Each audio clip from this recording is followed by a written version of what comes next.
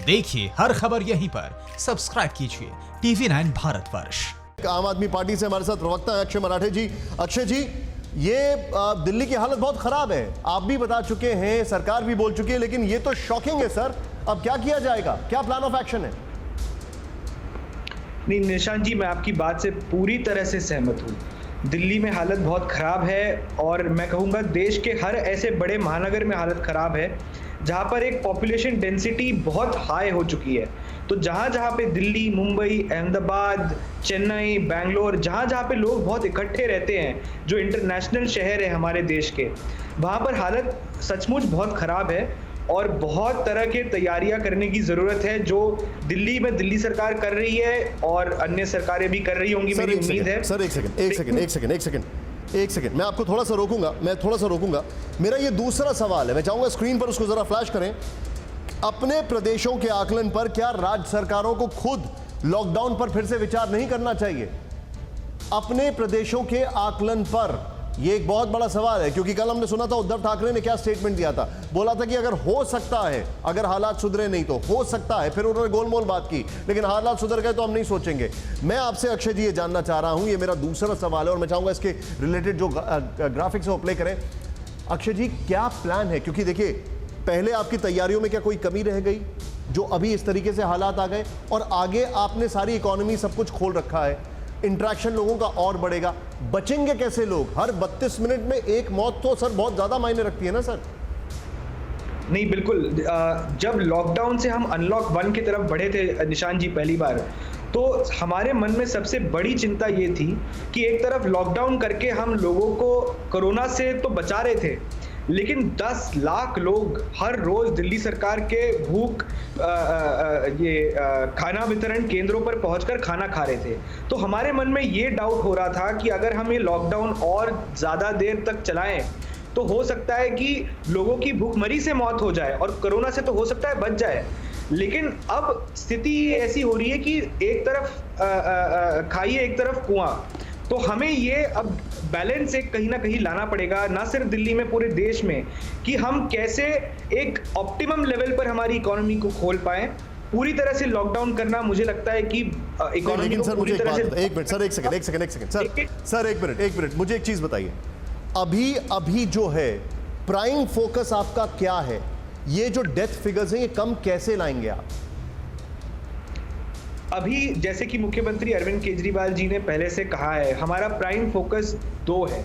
एक कि जो मौतों का आंकड़ा है उसको कम रखना, उसके लिए हम 2 चीजें कर रहे हैं। पहली तो वेंटिलेटरी सपोर्ट को हम बढ़ा रहे हैं, दूसरा ऑक्सीजनेटेड बेड्स की जो अवेलेबिलिटी की एक कुछ दिन के लिए दिल्ली में क्राइसिस हो गई थी, उसको हमने काफी हद तक अब ऑगमेंट कर दिया है। तो प्राइवेट अस्पतालों में भी ऑक्सीजनेटेड बेड्स की संख्या बढ़ गई है, सरकारी अस्पतालों में भी ऑक्सीजनेटेड बेड्स की संख्या बढ़ गई है। तो जो पेशेंट बिल्कुल मौत के कगार पर पहुंच जाता है, उसको जब ऑक्सीजन की जरूरत होती है तो उसको तुरंत ऑक्सीजन पहुंच जाए, इस पर दिल्ली सरकार का पूरा जोर चल रहा है। हम पूरा तंत्र इसी पर फोकस कर रहा है इस समय।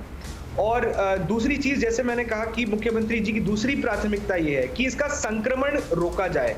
संक्रमण रोकने के लिए जो हम कर रहे हैं वो हमने बहुत शानदार होम आइसोलेशन का प्रोटोकॉल बनाया हुआ है।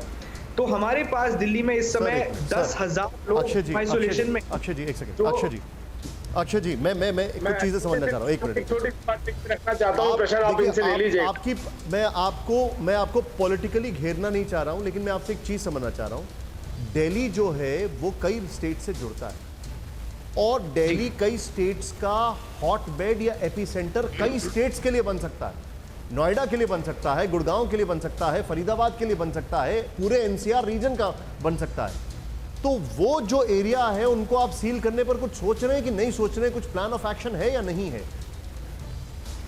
जहां पर दिल्ली में अभी सबसे ज्यादा संक्रमण वाले 200 स्पॉट्स हैं, उन 200 स्पॉट्स को कंटेनमेंट जोन्स में हमने ऑलरेडी तब्दील कर दिया है। वहां पर बहुत हाई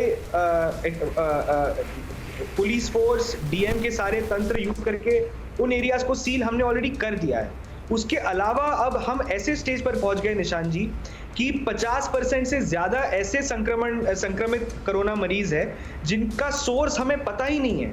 तो हम केंद्र सरकार से भी ये उम्मीद कर रहे हैं कि वो जल्द से जल्द उसके पीछे सर एक मिनट सर उसके पीछे सर एक मिनट मैं आपको अपना रियल एग्जाम्पल बताता हूं सर, मैं आपको अपना रियल एग्जाम्पल बताता हूं। मैं एग्जैक्टली आपको नाम नहीं बताऊंगा क्योंकि वो थोड़ा गलत होगा।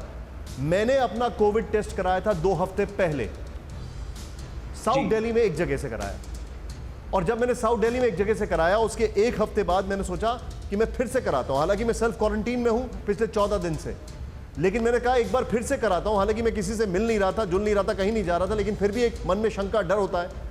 मैंने उनसे पूछा इसलिए क्योंकि मैं एक बार कहीं बाहर निकला तो मुझे एक डर था, तो मैंने उनसे पूछा क्या मैं आपके यहाँ कराने आ सकता हूं। उन्होंने ये कहा दिल्ली सरकार ने कहा है कि आप ऐसे कोविड टेस्ट नहीं करा सकते हैं। और मैंने कहा प्रिस्क्रिप्शन अगर किसी डॉक्टर से पूछूं, क्योंकि मुझे हल्का सा कॉफ एंड कोल्ड हल्का सा था, उन्होंने कहा नहीं, तब भी हम आपका नहीं कर पाएंगे। अब आप मुझे बताइए, इसका मतलब ये है कि अगर आप टेस्टिंग कम करेंगे तो फिर आप कुछ कर ही नहीं सकते। परवाह देश की, सोमवार से शुक्रवार रात 10 बजे TV9 भारतवर्ष पर।